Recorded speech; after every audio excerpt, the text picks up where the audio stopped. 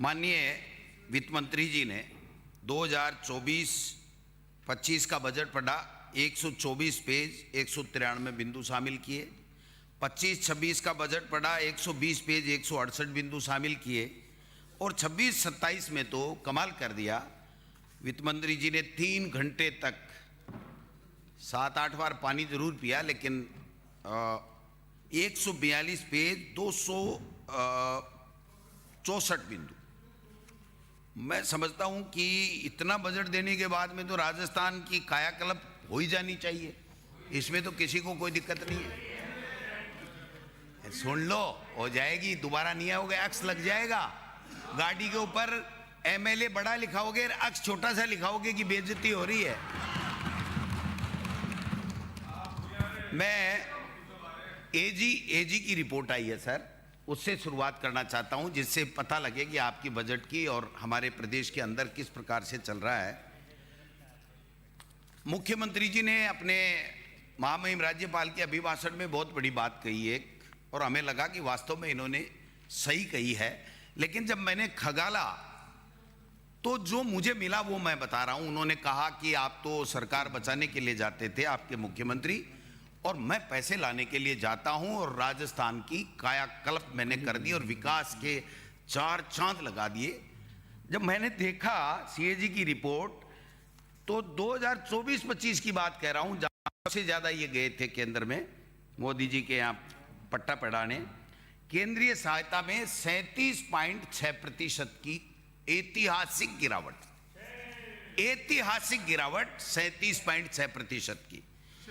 मैं समझता हूं कि इनको केंद्र से लाना था सर 36,684 करोड़ रुपए, और ये लाए 22,890 करोड़ रुपए।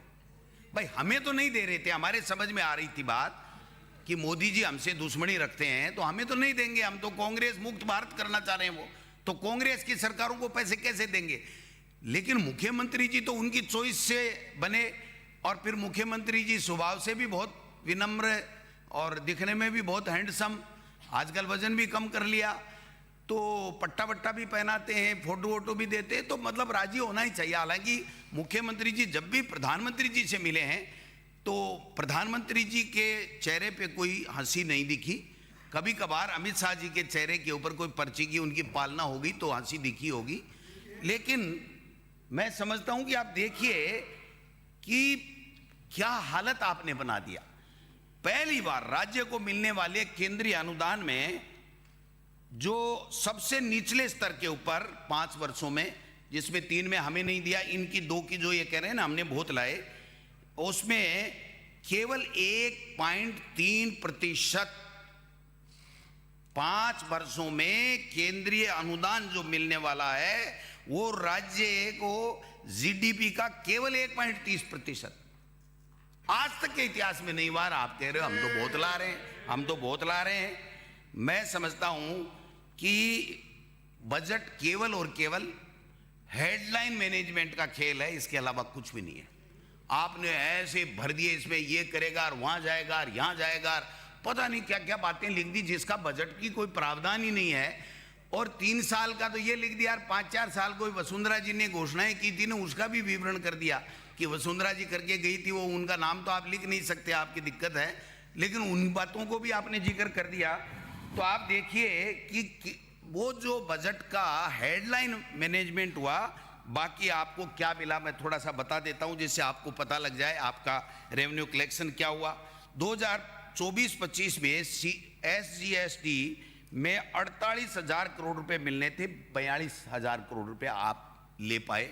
आपसे मैनेजमेंट नहीं हुआ, बजट का मैनेजमेंट भी, पैसा भी आपका नहीं आया। 12.5% की गिरावट। फिर राज्य उत्पाद शुल्क, आपका जो स्टेट एक्साइज है वो 14% की आपकी जो गिरावट आई है। अनुमान था 17,500 का, आपने प्राप्त किया 15,000 करोड़ रुपए। स्टाम्प और पंजीकरण, इसमें तो कम से कम आपको मिलना चाहिए था, लेकिन इसका भी 5% की गिरावट हुई। जब पैसा ही नहीं आप ले रहे हो, कलेक्शन ही नहीं कर पा रहे हो, तो लगाओगे कैसे?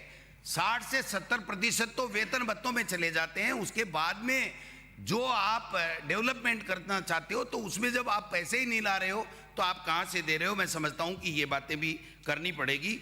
और सीएजी की रिपोर्ट ये भी कह रही है कि 15,120 करोड़ रुपए तो पीडी खाते में ही पड़े रहे, यानी आप काम में ही नहीं ले सके। ये जो स्थितियां बनी आपने स्टेट की बनाई, विभाग का पैसा आपने खर्च ही नहीं किया सर, पैसा होते हुए खर्च नहीं किया। अब मेरे तो समझ में नहीं आता, मुख्यमंत्री हर दिन 3-3 विभागों की समीक्षा और हर 7 दिन में फिर उसी विभाग की समीक्षा कर रहे थे। तो वो समीक्षा कर रहे थे, कोई मतलब आपस में कोई चर्चा करने के लिए, चाय नाश्ता करने के लिए बुला रहे थे, मेरे समझ में नहीं आया। जो आंकड़ा आया है 2024-25 का 60,600 करोड़ रुपए आपने सरेंडर किए हैं, इससे बड़ी शर्म की बात कोई नहीं। 60,604 करोड़ रुपए यानी 11.5% तो आपने बजट ही सरेंडर कर दिया। आप काहे के डेवलपमेंट की बातें कर रहे हैं। और अगर थोड़ा सा देखो ना किसमें किया, पानी जीवन है, जीवन पानी है तो जीवन है। पीएचडी के अंदर आपने 39% बजट को सरेंडर किया, 39%। आपने कृषि विभाग, कृषि मंत्री जी हैं नहीं, छापे मारने गए हुए हैं, वो सुन लें, 1801 करोड़ रुपए सरेंडर किया, यानी बजट का, कुल बजट का 38% आपने सरेंडर किया, 38%। फिर जनजाति क्षेत्रीय विकास, SC/ST का कल्याण तो आपकी डिक्शनरी में ही नहीं है, आपके संकल्प में ही नहीं है, आपकी सोच में ही नहीं है, उसमें भी 15% बजट आपने सरेंडर किया है। अनुसूचित जाति कल्याण में 13% किया है और टोटल आपने 12%, तो टोटल मिलाकर के बजट ही सरेंडर कर दिया। किस बात की मेज थपथपा रहे थे, मेरे तो समझ में ही नहीं आया क्या मेज थपथपा रहे थे। और मार्च में तो साहब लूट मची है। ये मार्च वाला सिस्टम थोड़ा बहुत हमारे भी था, आपके भी है, ये कैसे रुके। ये ब्यूरोक्रेट्स ये कब्जे में ही नहीं आ रहे हैं, ये आखिरी में ऐसे लेकर के आते हैं कि भ्रष्टाचार करने में इनको बड़ा मजा आता है और हम आपस में एक दूसरे के ऊपर भाले फेंकते रहते हैं, गोल करते रहते हैं। मैंने उसकी बेइज्जती कर दी, मैंने उसको टोक दिया, मैंने उसको नहीं बोलने दिया। आप मार्च की स्थिति देखो सर, भ्रष्टाचार और कुप्रबंधित सरकार का अगर आप देखोगे तो आपके कान खड़े हो जाएंगे।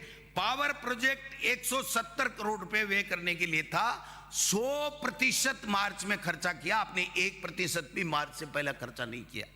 आपने पुलिस आधुनिकीकरण, जिससे कानून व्यवस्था बनती है और पुलिस के सब दुहाई देते हैं, अपने आप को हम सुरक्षित महसूस कर दें कि हमारी पुलिस है और देश की सेना है, तो हम बाहरी देशों से सुरक्षित है, यहाँ हमारी पुलिस सुरक्षित कर रही है। 92.6% पैसा केवल मार्च में भ्रष्टाचार की भेंट चढ़ गया। आनन फानन में बिल बनाए, यूसीसीसी बनाई, ठप्पा लगाया और पैसे के खर्च बता दिया। सड़कें और पुल 72.3% मार्च में। ये जो मार्च की लूट है ना सर, ये लूट भी किसी भी सरकार को बंद करनी चाहिए, वरना तो ये कब्जे ही नहीं आएंगे और हम यूं ही एक्स लिखा जाएंगे। कभी कोई आ जाएगा संयोग से, कभी कोई दोबारा हो जाएगा। विभाग का पैसा ही नहीं खर्च कर पा रहे हैं सर। ये देखिए आप, वित्तीय वर्ष 2024 का बताया, 25 और 26 का मैं बता रहा हूं सर। दिसंबर तक जो आर्थिक समीक्षा जो है वो दिसंबर तक आती है। दिसंबर में वित्तीय वर्ष 2025-26 में कुल बजट का 54% पैसा ही आपने खर्च किया है। कितना? 54% ही पैसा खर्च किया है। बाकी पैसा आप खर्च ही नहीं कर पाए। तो मुख्यमंत्री जी से पूछना चाहता हूं कि ये समीक्षा किसकी कर रहे थे? खुद के मुख्यमंत्री बनने की कर रहे थे, या जो मंत्री बन गए वो काम नहीं कर रहे उनकी कर रहे थे, या विभाग के अधिकारियों की? मुझे जो जानकारी मिली, अधिकारी बड़े मजे में है साहब। वो कह रहे हैं कि हम तो जब भी समीक्षा को जाते हैं तो 2-2.5 घंटे का मुख्यमंत्री जी भाषण पिला के छोड़ देते हैं, हमसे कभी पूछते ही नहीं कि तुम कर क्या रहे हो। तो जब ये स्थिति सरकार की हो जाएगी तो मैं समझता हूं कि ये 54% कुल बजट का दिसंबर तक है। आप देखिए, कृषि विभाग में 54%, ग्रामीण विकास में 34%, सिंचाई ऊर्जा में 52%, शहरी राष्ट्रीय शहरी स्वास्थ्य NUHM में 29%, पूर्व प्राथमिक शिक्षा 11.5%, चिकित्सा शिक्षा में 25%। ये दिसंबर तक का खर्चे की बात कर रहा हूं मैं। तो आप 2-3 महीने में क्या करोगे, कितना करोगे, वो भी आगे आ जाएगा। और राइजिंग राजस्थान का तो मुख्यमंत्री जी तो कोई भाषण छोड़ते ही नहीं, पता नहीं वो लिखने वाले ने कोई राइजिंग राजस्थान वाले कोई उद्योगपति से पैसे ले रखे हैं क्या ले रखे हैं, हर पॉइंट में डाल देता है, हर भाषण में डाल देता है, हर भाषण में। उसकी भी स्थिति अगर आप देखोगे, सबसे ज्यादा ऊर्जा के क्षेत्र में एमओयू हुए आपके राइजिंग राजस्थान में। क्यों मंत्री जी, अगर आप सही मैं कह रहा हूं तो घोषित राशि थी 28.27 लाख करोड़ रुपए। कितनी? 28.27 लाख करोड़ रुपए। और धरातल पे 6 करोड़ 15 लाख रुपए। ये आपके राइजिंग राजस्थान की सच्चाई। रोजाना बड़े बड़े भाषण देते हैं कि कोई पढ़ेगा नहीं, देखेगा नहीं। और ये मैं नहीं कह रहा, आपकी आर्थिक समीक्षा 2025-26 की रिपोर्ट कह रही है। मुख जबानी एक भी नहीं है, वरना तो मैं आपको चाहे जितने मार दूं टप्पे, तो टप्पे में तो मैं मास्टर हूं, लेकिन मैं यहां टप्पे नहीं मारना चाहता। ये सदन राजस्थान की जनता का है। और अगर किसी को भ्रम है तो मैं बताना चाहता हूं। अब आप देखिए साहब, खनन के अंदर 25,000 करोड़ रुपए खनन के अंदर इन्होंने एमओयू किए। 50.94 करोड़ रुपए धरातल पे उतरा, इसके अलावा कुछ नहीं। ये जो है ना गुजरात वाले, अपन तो यूं ही हंसते रह जाएंगे, है ना, ले जाएंगे माल लूट लूट के ले जा रहे हैं और अपने को कुछ नहीं मिल रहा है। 2-4 एक एमएलए मंत्रियों ने लगा रखी है फाइल, किसी ने पत्नी के लगा रखी है, किसी ने बेटे के, किसी ने एक गुमनाम कंपनी बना करके लगा रखी है। जमीन दे दो 200 करोड़ खर्च कर दूंगा। 200 करोड़ भाई साहब है ही नहीं आपके पास, 20 करोड़ ही नहीं है, कहां से खर्च कर देगो कि यार जमीन तो ले ले हम। तो ये जमीन का बंदरबाट करने के लिए सरकार नहीं बनी है, सरकार बनी है रोजगार देने के लिए। आप बताइए कि कितने लोगों को रोजगार मिला इस राइजिंग राजस्थान से, वो जब आप बताओगे तब पता चलेगा। पेट्रोलियम रिफाइनरी राज्य को मिलने वाली रॉयल्टी 2022-23 में जब हमारी सरकार थी ना, तो 4,889 करोड़ थी, आज गिर करके 1,533 करोड़ रुपए रह गई है। किस बात से तालियां बजा रहे थे? दिया कुमारी जी तालियां बजा रही थी। 9:30 बजे बजट मिला था इनको, और जब पढ़ करके और बजट बाहर गई तो उनके पीए ने बताया कि अपने वाली एक वो जो पॉलिटेक्निक कॉलेज थी वही इस बजट में नहीं आई। अरे भाई, जो वित्त मंत्री बजट बनाता है कानून के मुताबिक, वित्त मंत्री बजट बना रहा है, पढ़ रहा है, 1-1.5 महीने उन्होंने लोगों से राय मशविरा भी लिया है, विभिन्न सेक्टर के लोगों से। और एक पॉलिटेक्निक कॉलेज के लिए वित्त मंत्री को यह कहना पड़ा है कि मेरे को 9:30 बजे दिया, पता ही नहीं चला क्या। तो ये स्थिति अगर है तो फिर आप किस तरीके से अच्छी गवर्नेंस की बात कर रहे हो? मेरे समझ से परे की बात है। आप यमुना जल ईआरसीपी की बात, कहां चल रहा है काम?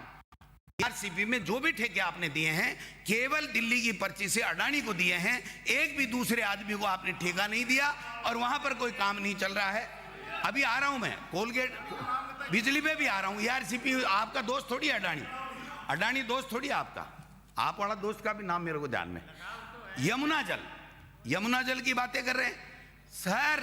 2024 के पहले बजट में इस सीट के ऊपर मुख्यमंत्री जी ने कहा था कि 4 महीने में डीपीआर बना दूंगा और 60 करोड़ रुपए दिए थे। आज 2-2.25 साल बाद में भी यमुना जल की डीपीआर तक नहीं बनी है।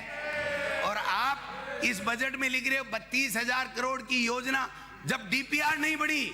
मुख्यमंत्री जी का जवाब है, ये मेरा नहीं है, कि डीपीआर प्रक्रियाधीन अंतिम चरण में है। तो आपने 32,000 करोड़ की बातें कैसे की? और इस 32,000 करोड़ इसमें अगर लिखा है आपने, तो आप इस राजस्थान के बजट में बता दीजिए कि अगर यमुना जल को 100 रुपया भी मिला हो तो मैं यहां खड़ा होकर के और ये कह दूंगा कि सॉरी मेरी गलती थी, मैंने समीक्षा ठीक से नहीं की, मेरे से गलती हो गई। आप कैसे, किसको बुला रहे हो? रोजाना दे दे के ताड़ियां ठपाठप ठपाठप। हमारा ऐसे कल्याण होने वाला नहीं है।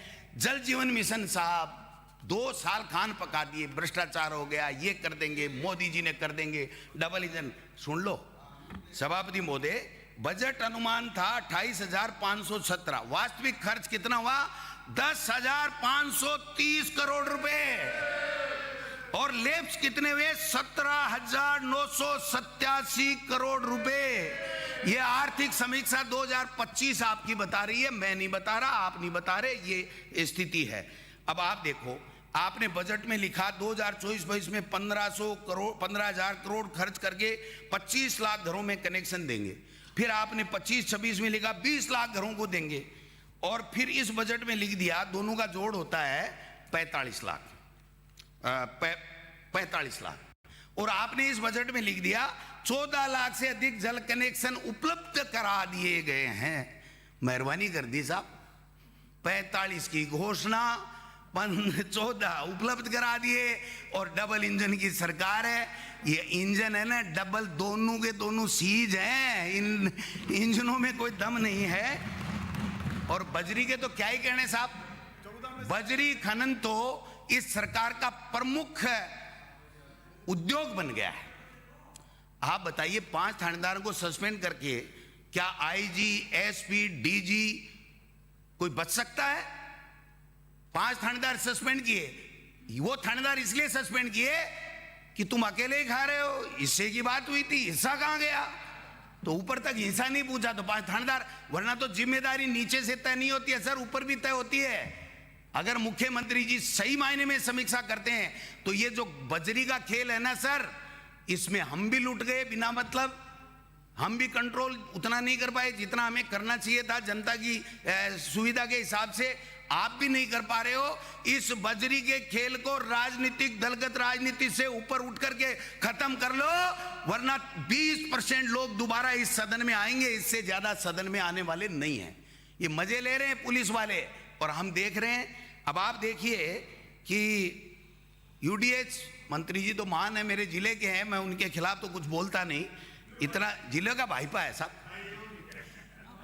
151 मास्टर प्लान बना देंगे, टेंडर हो गए, टेंडर निरस्त कर दिए, शॉर्ट टर्म टेंडर बना लिए, और एक ऐसी कंपनी के सरकार चारों तरफ घूम रही है जो हरियाणा में ब्लैक लिस्टेड है, उस आदमी के पीछे घूम रही है।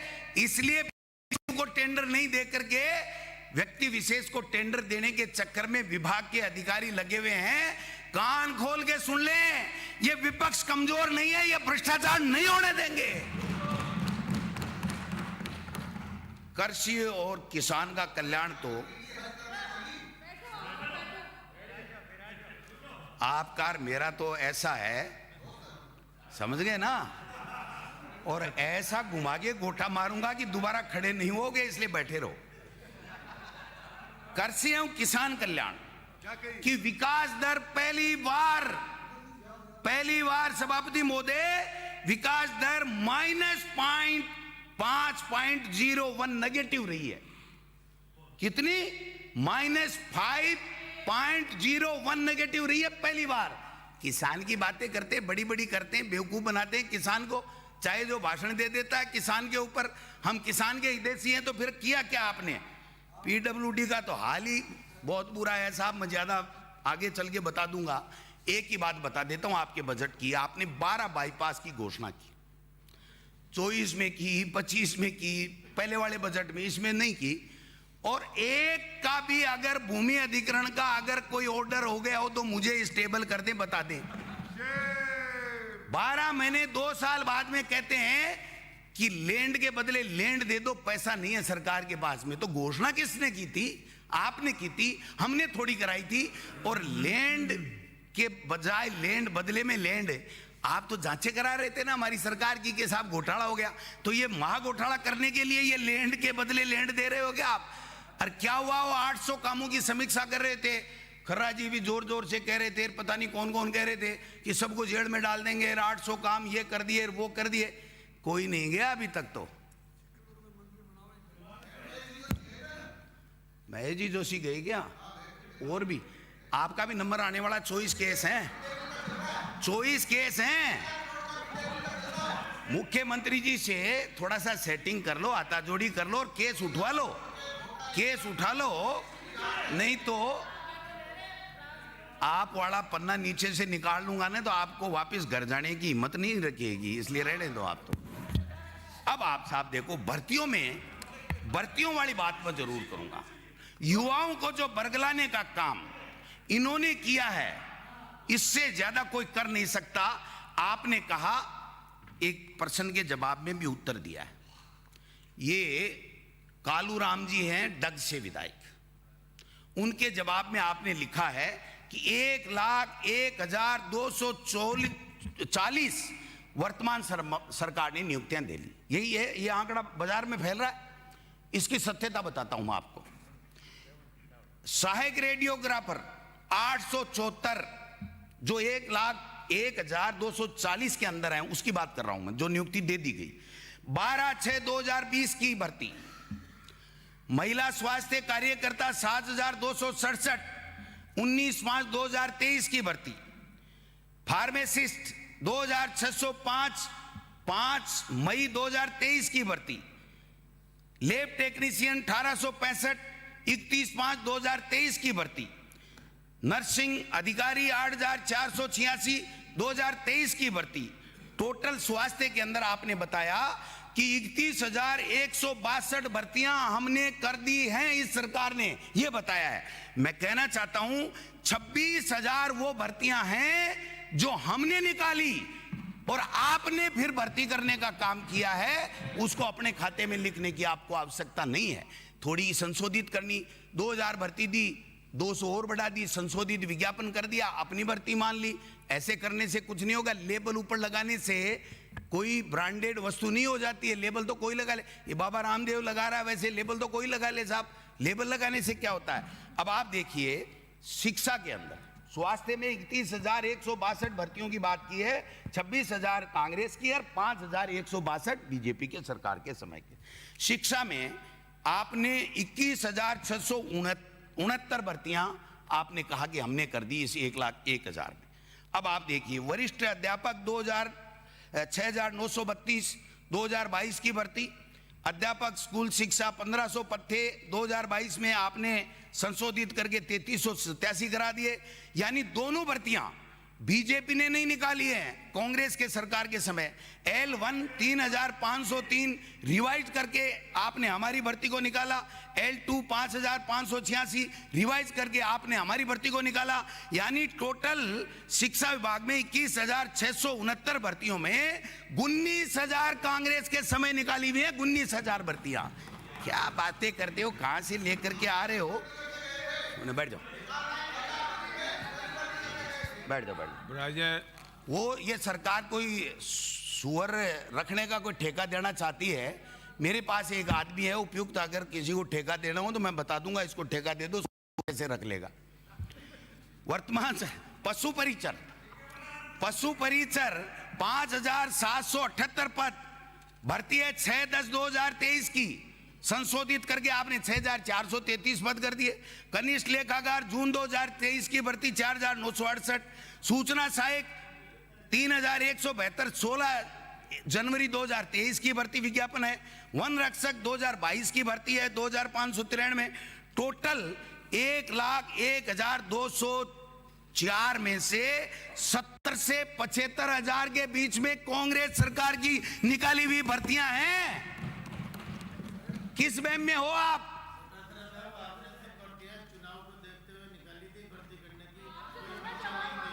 चलो आपको धन्यवाद, आप तो हमारे ही हो, वसुंधरा जी के बारे में हो ना, आप हमारे ही हो, इसलिए आपने ठीक कर दिया, बता दिया कि हमने क्या किया।